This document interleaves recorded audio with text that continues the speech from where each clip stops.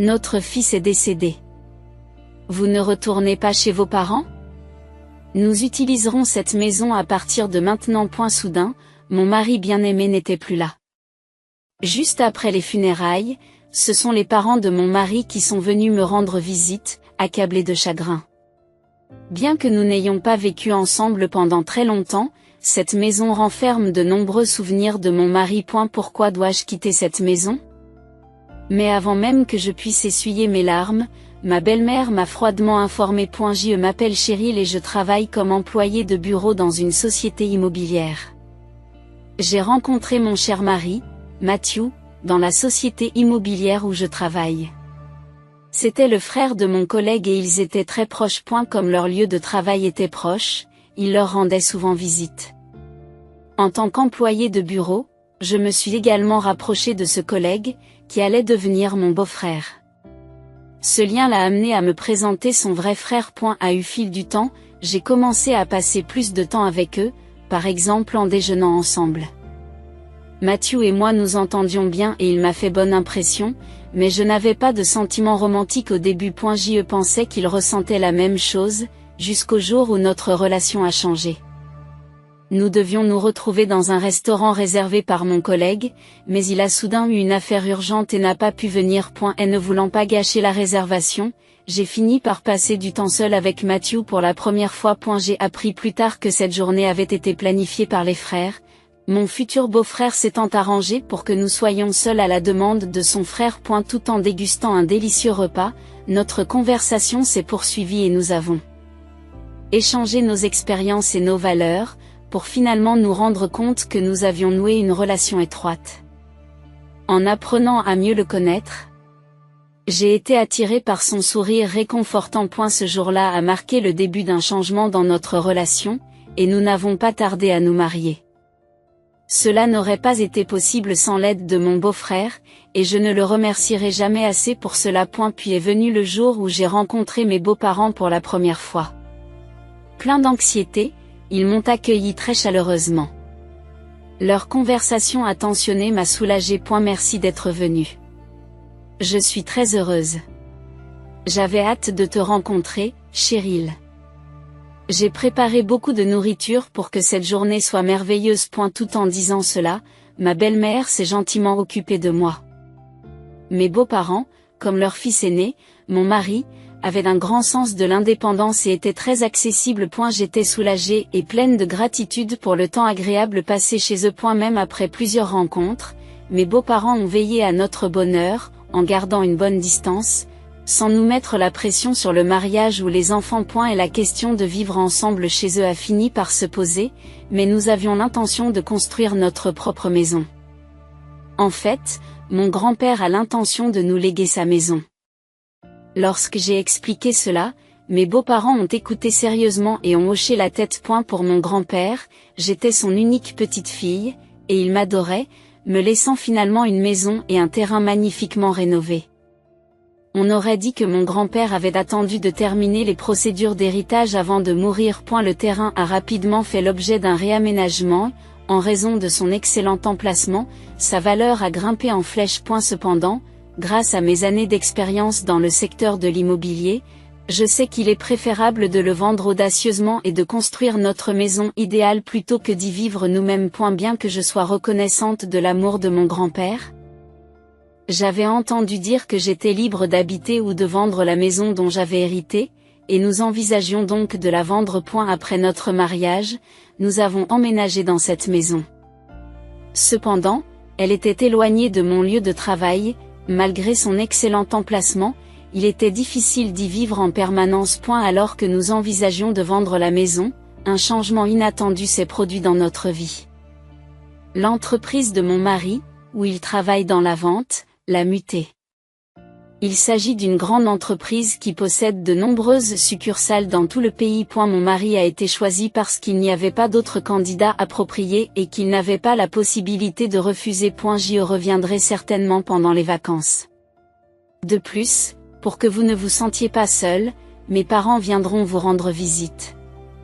Si cela ne vous dérange pas trop, pourriez-vous les inviter à sortir? Tes parents sont très gentils, ce serait sympa de sortir avec eux. Cependant, la vente de la maison risque de prendre un peu plus de temps.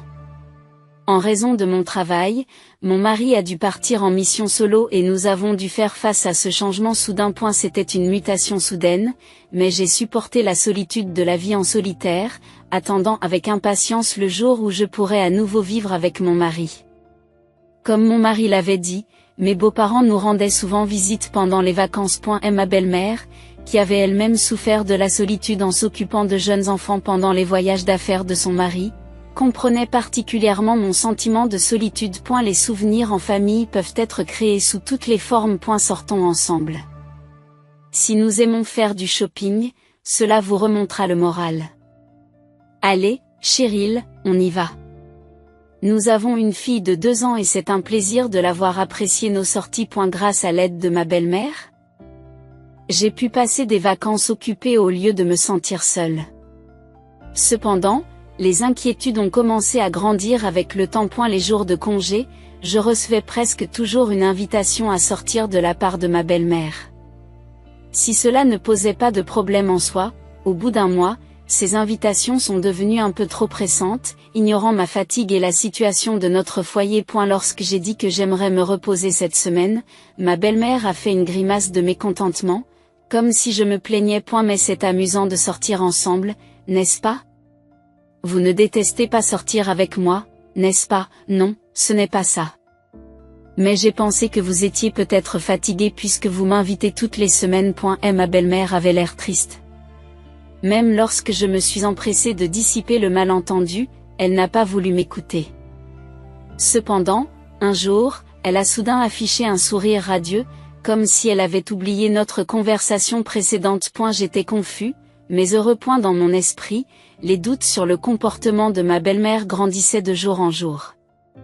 Les endroits qu'elle insistait pour visiter étaient toujours des magasins aux dépenses élevées. Les achats dans des magasins de marque et les repas dans des restaurants haut de gamme ont continué, et c'est toujours moi qui payais. Au moment de payer, ma belle-mère quittait toujours le magasin en premier. Elle ne m'a jamais remercié pour les paiements et n'a jamais proposé de payer plus tard. Bien sûr, nous avons une maison et un salaire suffisant, donc je ne m'inquiète pas pour l'argent. Cependant, mon mari et moi avons toujours été soucieux d'économiser. Et je ne me sentais pas à l'aise avec les dépenses de ma belle-mère. Lorsque mes 2 beaux-parents étaient ensemble, la situation était la même. Si ce n'est pire, la présence de mon beau-père ne faisait qu'alourdir mon fardeau financier. Et il était évident que ce problème devait être résolu.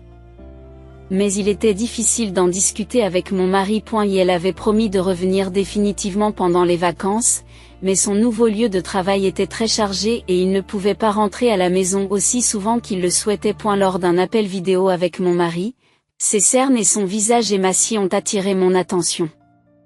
Il était clair qu'il était épuisé par son travail. Me sentant désolé d'aborder le sujet avec ma belle-mère, j'ai fini par faire semblant d'être plus forte que je ne l'étais. Ta mère a été très gentille avec moi. Matthew, prends soin de ta santé aussi. Je vais bien, ne vous inquiétez pas. Tout en cachant la situation à mon mari, j'ai continué à ne pas pouvoir refuser les dépenses avec mes beaux-parents. Cependant, leurs exigences se sont accrues et lorsque j'ai fini par dire que je ne pouvais pas sortir aujourd'hui, ils m'ont fait cette suggestion. Pourquoi ne pas nous prêter de l'argent à la place? Quoi? Je dois payer. Juste un peu, vraiment juste un peu. J'ai déjà réservé le restaurant, mais j'y vais avec un ami. Peux-tu couvrir la partie qui nous manque? Ne pouvant refuser, j'ai accepté à contre-ségur et me suis résigné à payer. Cependant, je n'ai jamais montré cette attitude à mon mari. Lorsque j'ai laissé entendre à ma belle-mère, « Pourquoi n'en parles-tu pas à Mathieu ?»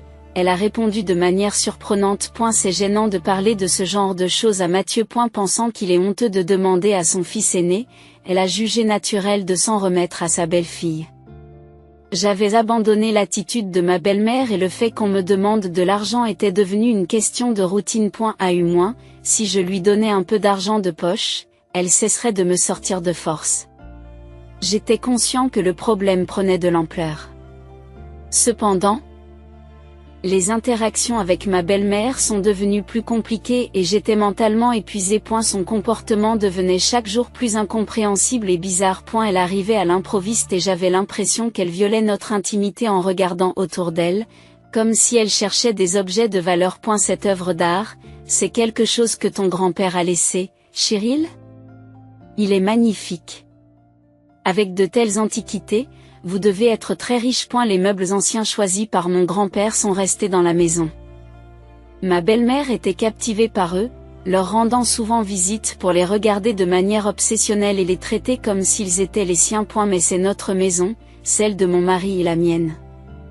J'ai finalement décidé de confier à mon mari le comportement de ma belle-mère. Je ne savais pas comment il réagirait, mais son soutien pour trouver une solution serait extrêmement réconfortant. Les actions de ma belle-mère n'étaient pas agréables et, même si nous sommes beaux-parents, l'intrusion dans notre vie privée ne devrait pas être tolérée. À peu près au même moment, la durée de l'affectation en solo de mon mari a été finalisée, soit un peu plus de patience jusqu'à son retour.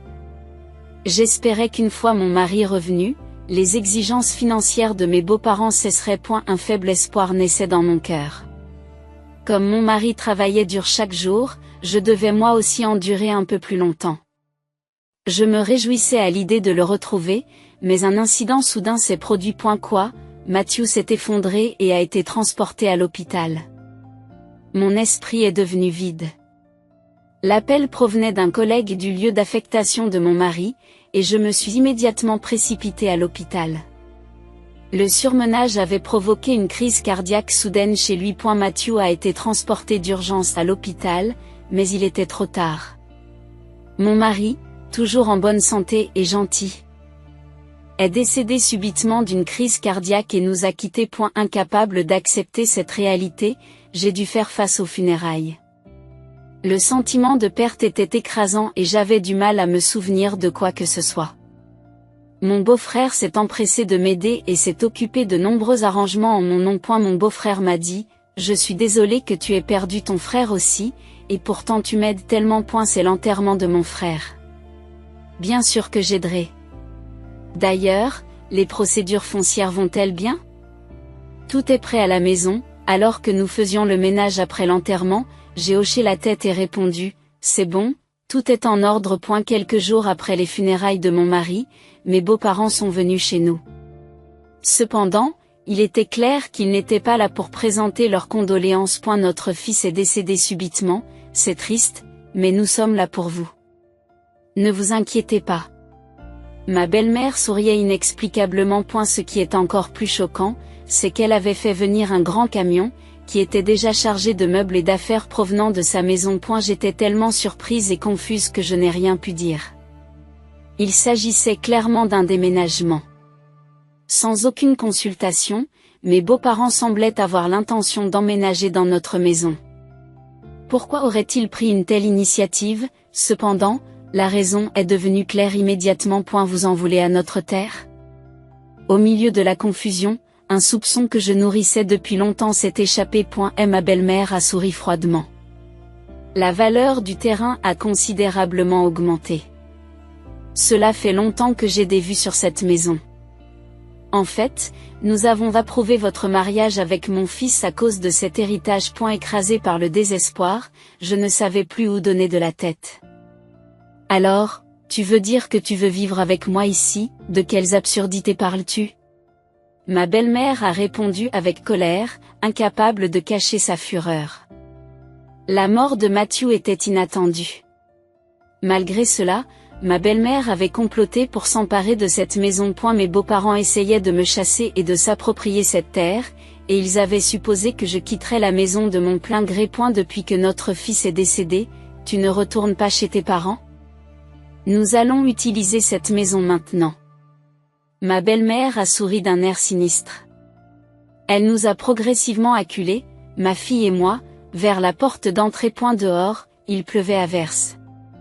Avec ce froid, nous ne pourrions pas supporter d'être dehors.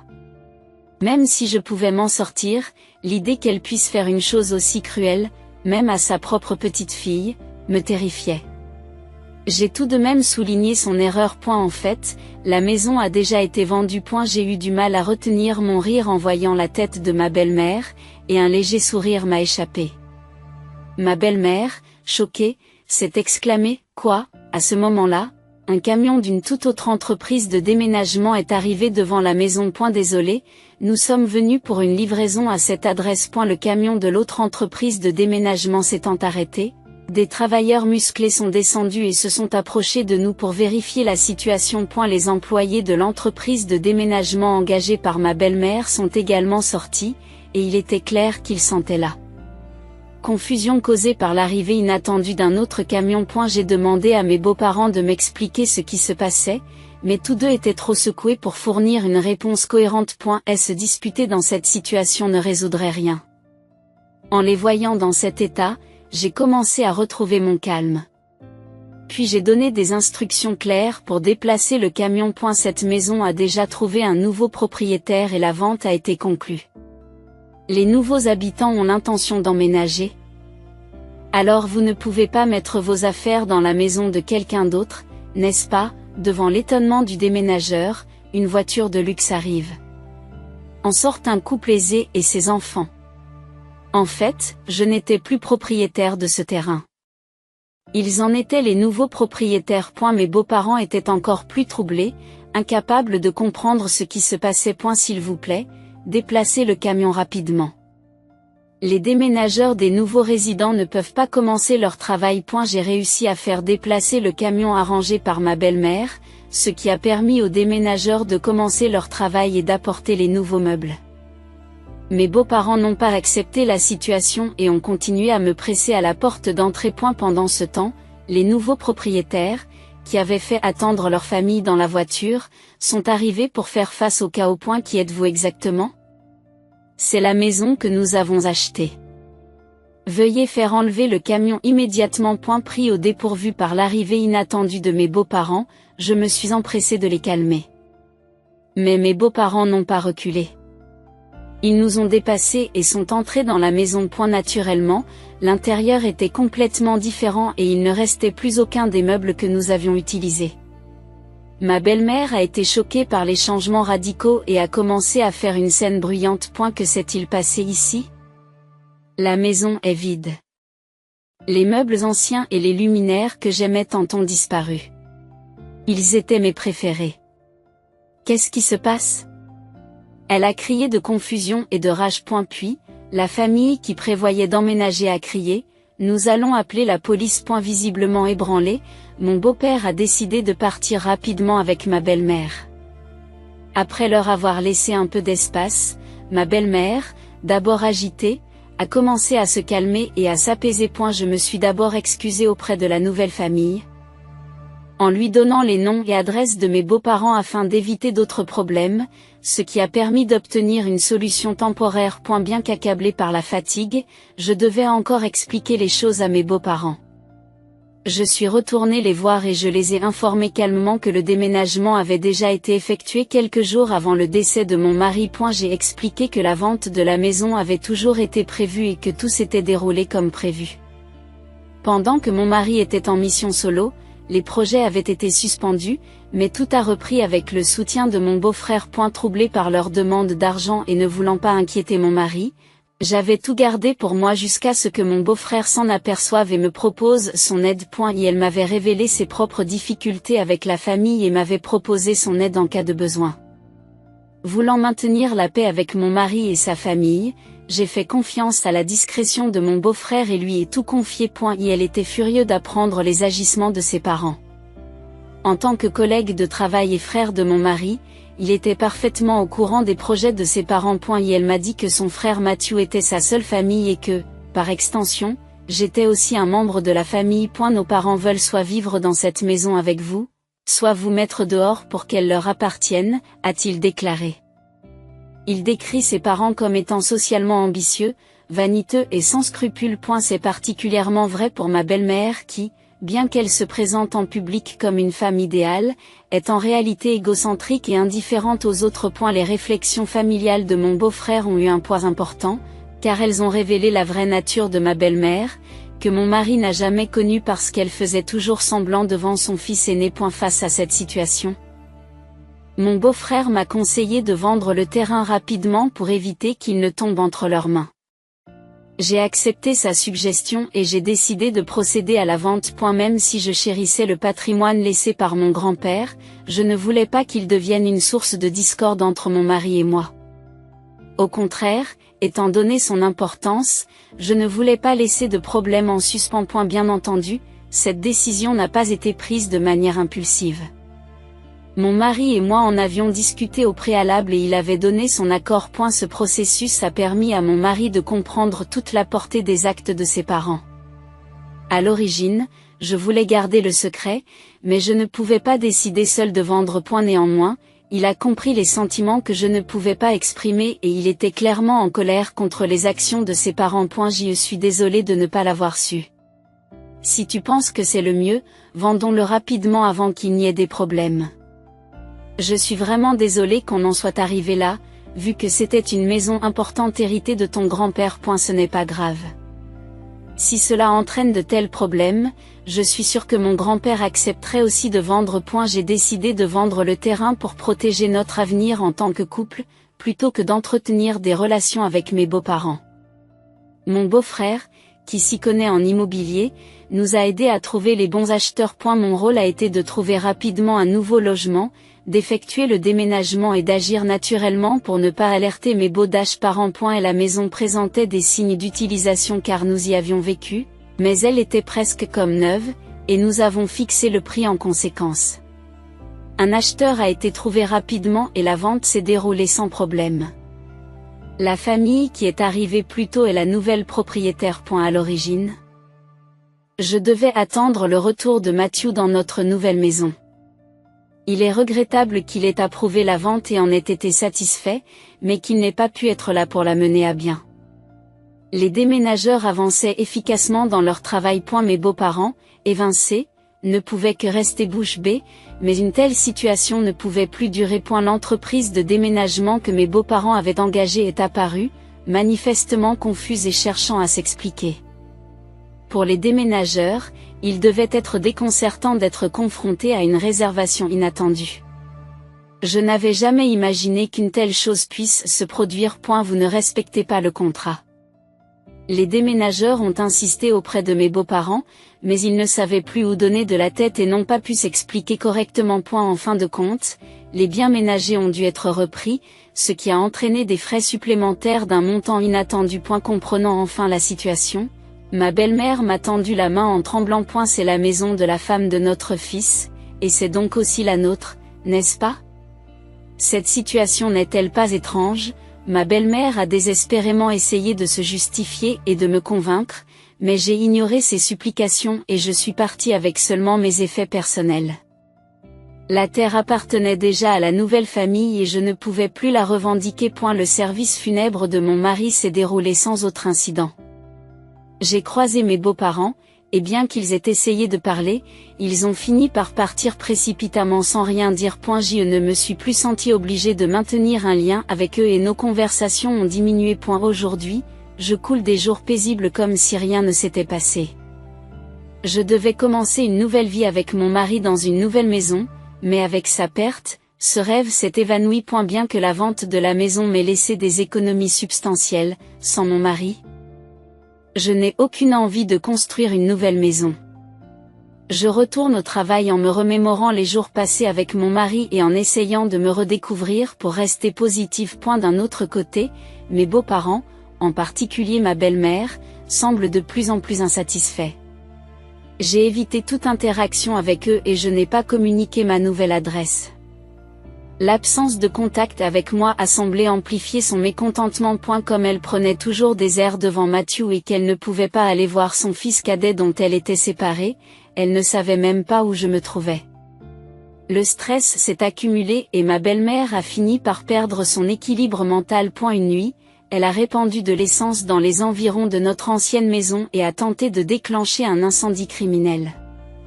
Heureusement, un voisin qui passait par là a remarqué son comportement inhabituel et l'a immédiatement arrêté, évitant ainsi que la situation ne dégénère. Lorsque la police est arrivée sur les lieux, elle a trouvé des preuves qu'elle était sur le point d'allumer un feu, notamment un briquet et de vieux journaux, ce qui a conduit à son arrestation pour tentative d'incendie criminel. Les nouveaux propriétaires de la maison, qu'il avait rencontrés le jour de leur déménagement, étaient extrêmement en colère lorsqu'ils ont appris qu'elle était l'auteur des faits et m'ont informé qu'ils envisageaient une action en justice. Je me suis excusé à plusieurs reprises pour ces actes horribles, mais je ne pouvais rien faire contre son crime. Finalement, le comportement obsessionnel de ma belle-mère a conduit à son arrestation, et j'ai réussi à m'excuser auprès de la nouvelle famille, en promettant de veiller à ce qu'un tel incident ne se reproduise plus jamais. Ma belle-mère, ayant grandi dans un environnement privilégié, pensait qu'elle pouvait avoir tout ce qu'elle désirait, incapable de faire face à la réalité qu'elle ne pouvait pas avoir la maison désirée. Sa jalousie s'est manifestée d'une manière tordue, l'amenant finalement à commettre un crime et à aller en prison. Son arrestation a conduit mon beau-père à décider qu'il ne pouvait plus supporter leurs disputes constantes, ce qui l'a incité à divorcer et à reprendre sa vie en main. Même après avoir purgé sa peine, ma belle-mère n'avait plus de maison où retourner, tout cela à cause de ses actes. Pendant ce temps, se sentant seule après avoir perdu son frère, mon beau-frère a continué à m'encourager en me disant, parce que j'ai une belle sœur, je peux m'en sortir. Bien que ma relation avec mes beaux-parents ait été rompue, je n'avais pas perdu toute ma famille. Je me suis engagée à passer des jours paisibles avec ma fille, persuadée que mon mari veillait sur nous depuis le ciel.